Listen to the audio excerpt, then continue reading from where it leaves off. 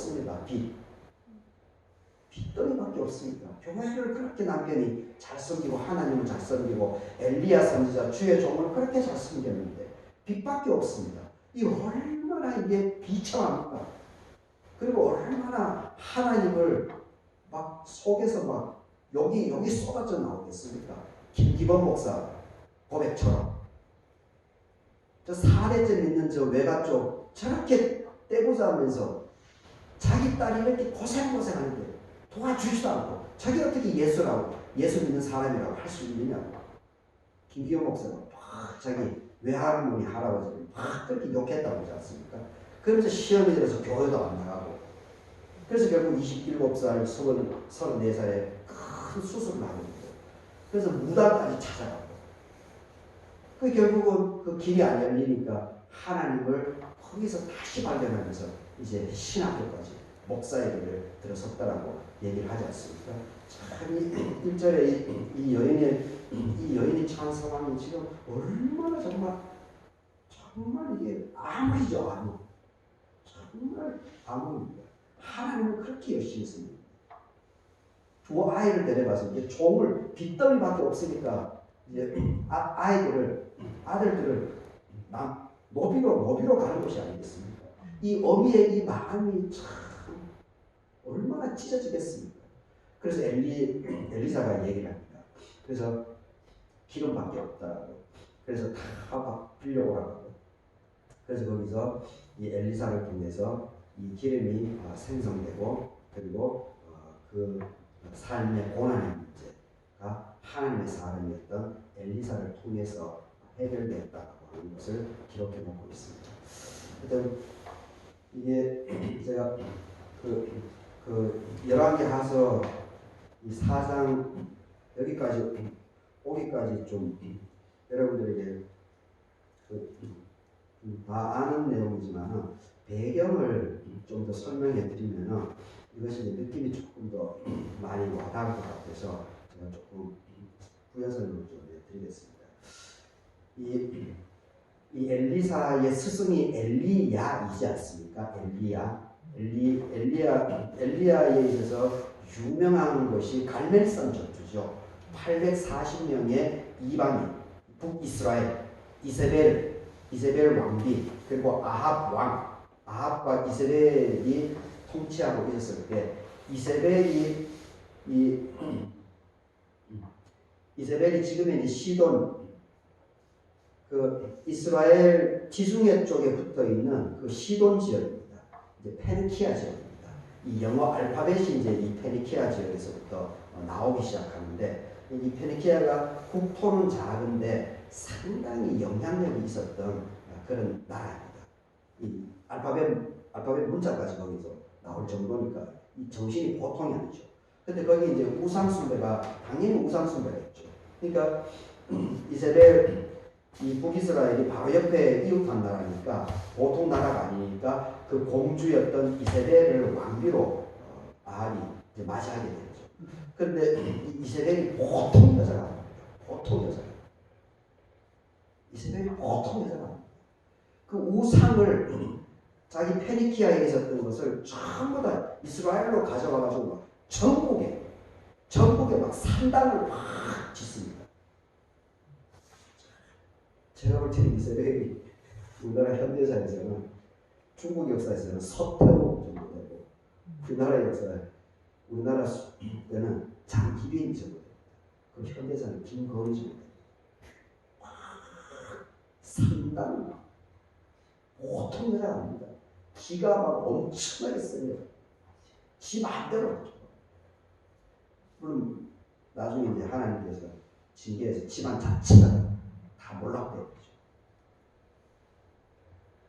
이 갈멜사 전투가 이제 엘리야의 가장 유명한 전투가 840명하고 그 가뭄이 전투 때문에 그것이 열왕기상 18장에 나옵니다. 18장에. 그리고 이세벨이 죽여버리겠다라고 한마디 해버리니까 그 유명한 엘리야 선지자가 어떻게 합니까? 확 도망을 가죠. 남쪽으로 끝까지 부엘세바 끝까지 막 우리나라 얘기하면 한라산까지 도망을 가요. 그리고 거기까지는 종을 데리고 갑니다. 도망갈 때. 하가산까지, 부엘세바까지. 그런데 거기서도 또 무서우니까 이제 종도 내팽개 쳐버립니다.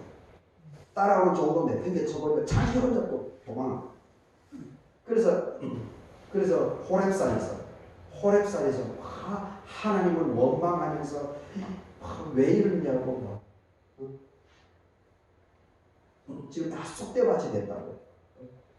그럴 때 하나님께서 까마귀를 통해 가지고 먹을 것을 제공해주고 하면서 그 엘리야에게 하신 말씀이 뭐냐면은 그것이 이제 19장 19절에 그 유명한 말씀인데 그게 7,000명을 남겨놨다고. 7,000명을 남겨놓았다는 얘기를 합니다. 그리고 7,000명을 남겨놨다는 얘기를 하고 그 다음에 곧바로 등장하는 인물이 그때부터 이제 엘리사가 등장합니다. 엘리사. 그래서 엘리사에게 하나님께서 엘리야에게 명령을 합니다. 엘리사에게 세례를 주라. 그래서 엘리사가 곧바로 쫓아옵니다. 근데 그때 이제 엘리사의 모습이 이 열왕기상 19장에 이제 기록되어져 있는 것을 보게 되면 그때 엘리사가 뭘 했는가 하면 이 신약의 예수님의 제자들도 다 동일한 건데 예수님의 제자들이 대부분 어부지 않습니까? 배에서 낚시, 그물을 고기를 잡고 있을 때 예수님께서 그 제자를 불러내십니다. 그런데 엘리사도 그렇습니다. 농부였으니까 소를 가지고 밭을 갈고 있었을 그때에 엘리사를 불렀습니다. 그런데 그 엘리사가 소가 12겨울이 있었다라고 얘기합니다. 이 겨울이라고 하는 것은 쌍입니다. 한 겨울이 2마리죠. 한 겨울이 2마리입니다. 근데 12겨울을 갖고 있었다고 하니까 소가 몇 마리입니까? 24마리입니다. 소가.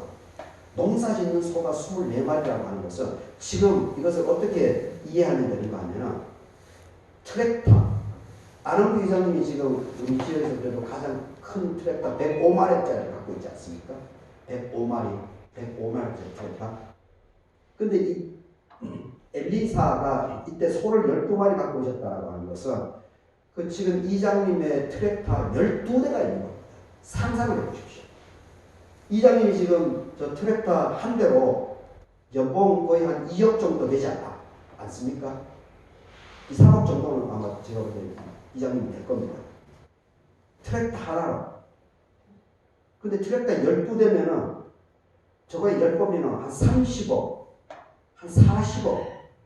엘리사가 그 정도로 부자였던 사람이에요.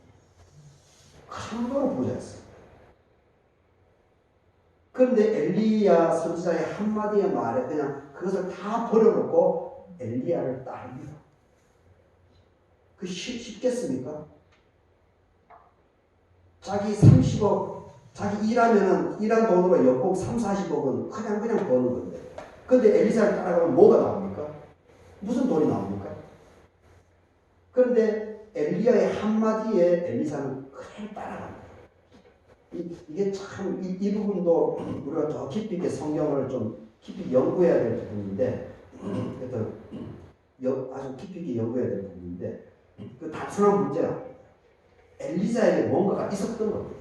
그리고 엘리야에게도 그 정도의 그러니까 결국은 하나님의 강력한 역사죠. 하나님의 강력한 역사가 아니면 김기범 목사 그런 사람이 어떻게 목사가 될 수 있었겠습니까? 목이 뻣뻣한 여인이고 배운 사람이고 있는 집안이고 목이 뻣뻣한데 그런 사람이 어떻게 목사까지 못 되죠.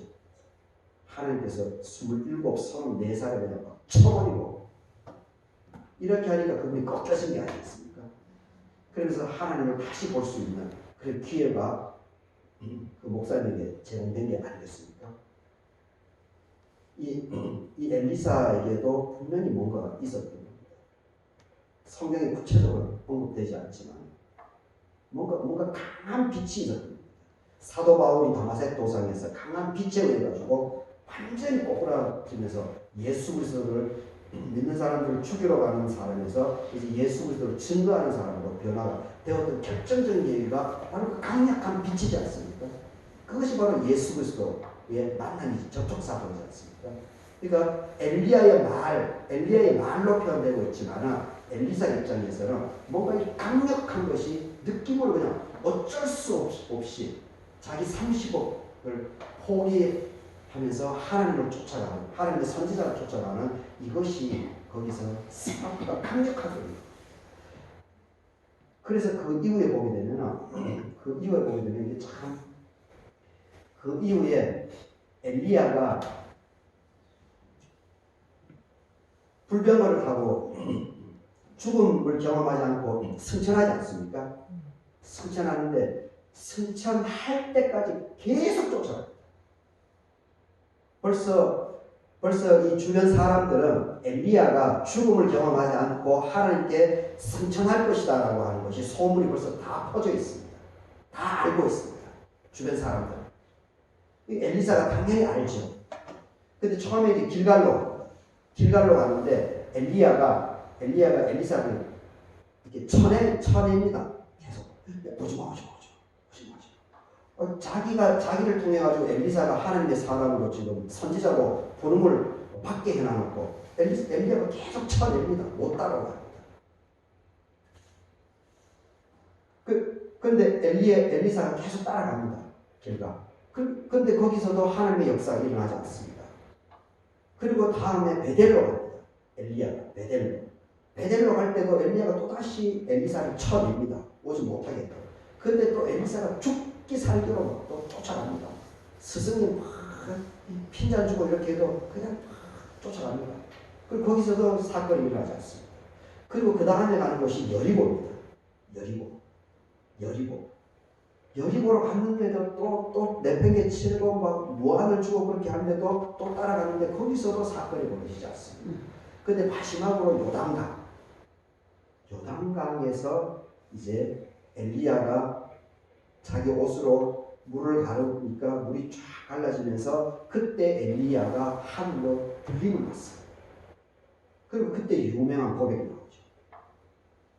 그 이전에 엘리사가 당신의 은혜를 하나님께서 당신의 주신 은혜의 갑절을 내가 받기를 원합니다. 그때 엘리야가 내가 하늘로 떠나가는 것을 보게 되면 너가 말씀이 응답을 하게 될 것이다. 그 얘기죠. 그러면서 그때 엘리야가 겉옷으로 치게 되니까 요단강이 쫙 갈려지면서 엘리야는 승천하게 되고 그리고 엘리사에게 그 말씀이 그대로 임하게 되는 것을 보게 됩니다. 그래서 저는 여기서 어떤 말씀을 좀 하고 싶으냐면 엘리사가 30억 재산가랍니다. 30억. 아쉬울 것이 없는 사람입니다. 그런데 엘리야의 한마디에 의해서 하나님의 붙들림을 받게 돼버린 거죠. 그런데 엘리사는 눈으로 보는 30억 재산가니까 얼마나 현실적인 사람이었습니까? 그냥 말로 막 종교적인 체험을 했다라고 해서 호락호락 그냥 믿고 그냥 대충 넘어가고 그런 사람이 아닙니다. 아주 현실적인 유능한 사람. 그러니까 철저하게 검증을 정말 하나님께서 나를 불렀는가 안 불렀는가. 제가 볼 때는 아마 이 네 번의 따라가는 사건. 엘리야를 계속해서 이렇게 오지 못하게끔 계속해서 거부함에도 불구하고 엘리사는 죽기 살기로 계속해서 따라가는 이 모습이 바로 제가 볼 때는 이 엘리사의 현실적인 그 감각이 있는 모습이 아닌가. 눈으로 직접 자기가 보고 싶은 거죠. 눈으로 직접 도마처럼 그 예수님의 십자가 죽음을 말로는 도무지 믿지 못하는 거죠. 말로는 직접 자기가 봐야 되겠다는 거 아닙니까? 그래서 또 하나님 예수님이 나중에 부활하신 이후에 도마에게 직접 나타나서 이 만지게 하지 않습니까? 여기를. 그러니까 도마가 그때 울면서 예수님을 다시 고백하면서 그래서 죽으면서까지 나중에 예수 그리스도를 증언하는 그런 온전한 예수의 사람으로 도마가 변화가 일어나지 않았습니까? 그러니까 길갈의 사건, 베델의 사건, 여리고의 사건, 그리고 결국은 요단강 사건. 거기서 결국은 엘리사가 사람들의 말처럼 들려오는 엘리사가 그것을 그대로 보죠. 그리고 떨어졌던 엘리야의 반쪽짜리 겉옷이 엘리사 손에 있습니다. 그것을 요단강을 치니까 요단강이 갈라지는 그런 사건이 벌어집니다. 그러니까 엘리사에게 그 엘리야의 능력에 갑절이 그대로 옮겨진 거죠. 그래 하기 때문에 바로 이 오늘 본문에 이러한 사건들, 이러한 하나님의 강력한 사건들이 바로 일어날 수 있었다고 저는 생각합니다. 결국은 우리가 예수 그리스도를 믿을 때 바싹 붙어서 믿어야 돼요. 그냥 막 몸이 주의를 하다 하고 그것도 참 감사한 일이지만 기왕에 예수 그리스도로 믿고 기왕에 교회에 나오는 거 까짓 거 한번 해보자고. 정말 당신으로부터 복이 나오는지 당신으로부터 진짜 생명이 있는 건지 아닌지 한판 뜨자고 그런 마음으로 믿음 생활을 하는 사람에게 제가 볼 때는 하나님의 강력한 역사가 반드시 일어납니다. 사도 바울이 그런 사람, 도마가 그런 사람, 그리고 엘리야가 그런 사람, 엘리사가 그런 사람, 대충 그 마음 그대로 바싹 주일날 볼 때 기대감으로 오늘 하나님께서 나에게 무슨 말씀을 전해주실까? 저 강기원 목사 사람을 보지 말고 저 양반을 통해 가지고 나에게 무슨 깨달음을 허락해 주실까? 나에게 어떤 비전을 보게 해 주실까? 이런 기대감을 갖고 와야 돼요. 이 사람을 보면 이 강기원 뭐 키도 조그만하고 뭐 볼품이 있습니다. 강기원을 통한 뒤에 있는 하나님을 봐야 우리가 시험에 들지 않습니다. 넘어지지 않습니다. 믿음을 계속해서 지속해 나가고 오히려 풍성한 결실을 맺을 수가 있습니다. 하나님을 예수 그리스도를 교회를 다닐 때 바싹 붙어 다녀요. 바싹 붙어. 그래야 역사가 끊임없이 일어나요. 오늘 그 마지막으로는 이 가나안의 혼인잔치 포도주 어머니조차도 이 예수의 어떤 이 예수님의 가나안의 말씀에 순종을 했기 때문에 이 가나안의 혼례에 큰 기적의 사건이 일어난 것을 봅니다. 순종 이게 일에 달린 얘기긴 한데 이 순종이 참 왜곡된 부분이 많습니다. 목사 얘기라고 무조건 아멘 그것은 아닙니다. 목사 말이라고 해서 무조건 아멘하면 안 됩니다. 목사가 성경을 제대로 해석하고 있는가 그것을 더 열심히 봐야 됩니다. 그래서 더 중요한 것은 내 스스로가 성경을 더 깊이 읽어야 돼요. 깊이 연구하고 그래야 어리석음에 빠지지 않습니다. 물론 저 자신 최대한 성경을 하나님의 말씀을 객관적으로 잘 연구해서 여러분들에게 사심이 아닌 정말 이 말씀 자체를 어떻게든지 최대한 열심히 여러분들이 증거하려고 그것이 목사의 기본이기 때문에 늘 노력을 하고 있지만 목사라고 해서 다 맞는 것이 아닙니다. 목사의 해석이라고 다 맞는 것도 아닙니다.